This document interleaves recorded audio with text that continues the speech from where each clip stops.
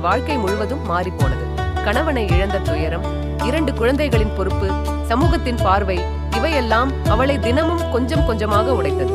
2 வருடங்கள் கடந்தன. தேன்மொழியின் அப்பா வயதான காரணத்தால் படுக்கையிலேயே இருந்தார். ஒரு நாள் அவர் தனது மகளை அருகில் அழைத்தார். அம்மா, நான் இன்னும் எவ்வளவு நாள் இருப்பேன் என்று தெரியவில்லை. இதுவரை உனக்கு நான் துணையாக இருந்தேன். நான் இல்லாமல் போனால் இந்த உலகத்தில் நீ தனியாக எப்படி வாழ்வாய்? உனக்கு இன்னும் வயது இருக்கிறது. ராகுலை மறக்க முடியாது என்பதை நான் அறிவேன்.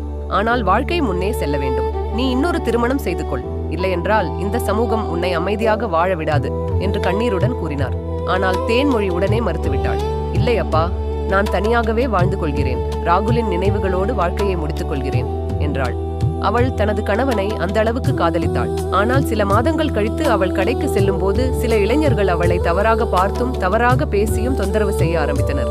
கணவன் இல்லாமல் இருக்கும் பெண் என்பதால் சிலர் அவளை மிகவும் கீழ்த்தரமாக பேசினர். அந்த நேரத்தில் அங்கே வந்தவர் தேன்மொழியின் உறவினரான ஒரு இளைஞர். அவரது பெயர் தினேஷ். அவர் சிறு வயதிலிருந்தே தேன்மொழியை ஒருதலை பட்சமாக காதலித்து வந்தார். ஆனால் அவர் ஒரு ஊனமுற்றவர். அவர் அங்கே நடந்ததை பார்த்தவுடன் அந்த இளைஞர்களுடன் சண்டையிட்டு தேன்மொழியை காப்பாற்றினார். பிறகு நடந்த விஷயங்களை தேன்மொழியின் அப்பாவிடம் கூறினார். அதை கேட்ட அப்பா மிகவும் கவலையடைந்தார். அம்மா, தயவு செய்து தினேஷை திருமணம் செய்து கொள். அவன் நல்லவன். உன்னை பாதுகாப்பாக பார்த்துக் கொள்வான். இதுதான் என் கடைசி ஆசை என்று கேட்டுக்கொண்டார். பல மாதங்கள் யோசித்த பிறகு தேன்மொழி சம்மதித்தாள். மனதார விருப்பம் இல்லாவிட்டாலும் தன் குழந்தைகளின் எதிர்காலத்திற்காக அந்த திருமணத்தை ஏற்றுக்கொண்டாள். திருமணம் நடந்தது. ஆனால் ஆச்சரியமாக தினேஷ் அவளிடம் ஒருபோதும் குறை கூறவில்லை. அவளது கடந்த வாழ்க்கையை மதித்தார். அவளது குழந்தைகளை தனது குழந்தைகளைப் போலவே நேசித்தார். அன்பு, பாசம், பாதுகாப்பு, எந்த விஷயத்திலும் குறை வைக்கவில்லை. அந்த அன்பை பார்த்த பிறகு தேன்மொழியின் மனமும் கொஞ்சம் கொஞ்சமாக மாற ஆரம்பித்தது. 2 வருடங்கள் அவர்கள் மிகவும் சந்தோஷமாக வாழ்ந்தனர். ஆனால் வாழ்க்கை மீண்டும் ஒரு கொடூரமான திருப்பத்தை கொண்டு வந்தது.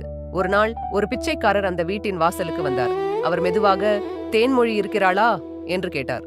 அப்போது வெளியே விளையாடிக் கொண்டிருந்த குழந்தைகள், அம்மா, ஒரு பிச்சைக்காரர் வந்திருக்கிறார் என்று கூப்பிட்டனர். அந்த நேரத்தில் தேன்மொழி வீட்டிற்குள் வேலையாக இருந்தாள். தினேஷ் வெளியே வந்து, ஐயா, என்ன வேண்டும் என்று கேட்டார். அந்த பிச்சைக்காரர் மிகவும் சோர்வாக இருந்தார். சாப்பாடு ஏதாவது இருந்தால் கொடுங்கள் என்றார். உடனே தினேஷ் உள்ளே பார்த்து, தேன்மொழி, ஏதாவது சாப்பாடு இருந்தால் கொண்டு வா என்றார். இதோ வருகிறேன் என்று சொல்லி அவள் சாப்பாடு எடுத்துக்கொண்டு வாசலுக்கு வந்தாள். ஆனால் அந்த பிச்சைக்காரரை பார்த்தவுடன் அவளது கையில் இருந்த தட்டு கீழே விழுந்தது. அவள் உடம்பே நடுங்க ஆரம்பித்தது. ஐயோ தெய்வமே!